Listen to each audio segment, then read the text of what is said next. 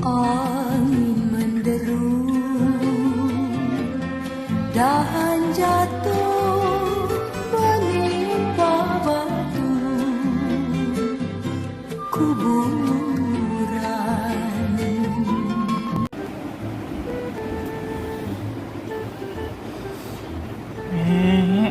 Mek, sejuknya. Aish, bangun Aish. Lah, apa panah ni? Astaghfirullahalazim, panahnya. Apa tak ayak kuming, demam ni? Allahu Akbar. Cik, mari ga tengok bapa dari demam ni. Panah sangat ni. Dila, bapa gigih-gigih ni. Bapa dari situ, muka merah-merah. Demam kau? Oh lah cik, demam panah ni. Panah kat mana ni? Acu pergi ambil tahu dengan air. Lepas tu gak letak atas dahi dia dengan laksa badan dia. Oh lah betul lah tu. Mata ni cik ni nak pergi dapur ambil besin air.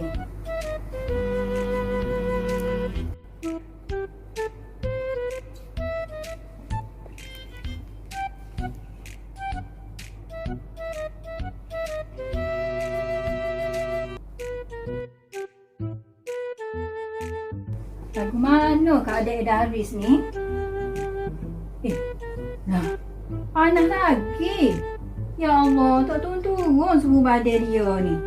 Panas pergi klinik kodok ni, musim-musim Covid. Aduh, bahayanya. Lah, Kak lagu mana ni? Lagu mana Daris ni? Panas duk turun-turun lagi kau? Duduk lagi, cik. Gini, kalau tak saya bawa pergi klinik gak, kita try mandikan dengan air berah. Apa yang berahnya? Oh Allah, terahlah. Tu kan petuang dulu. Mecik pergi basuh berah betah. Ya dah. Betah dia. Mula-mula kita ambil lah berah. Sukat 4 pot deh. Lepas tu gak masukkan air.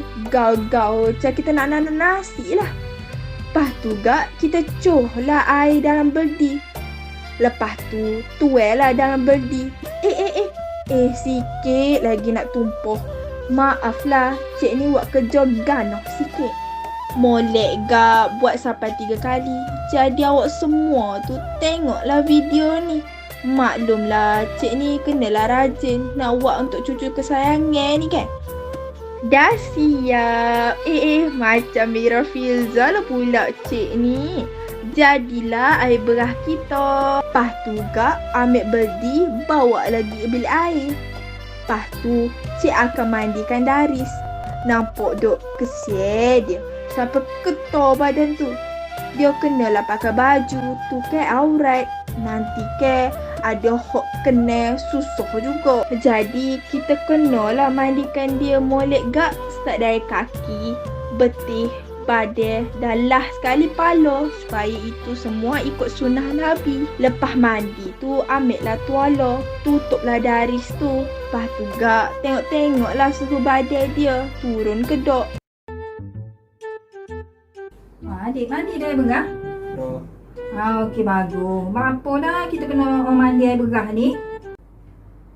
Air berah ni banyak khasiat dia. Dia banyak vitamin. Kita doa-doa lah semoga Daris cepat sembuh esok. Umi, cik, demam gila dah.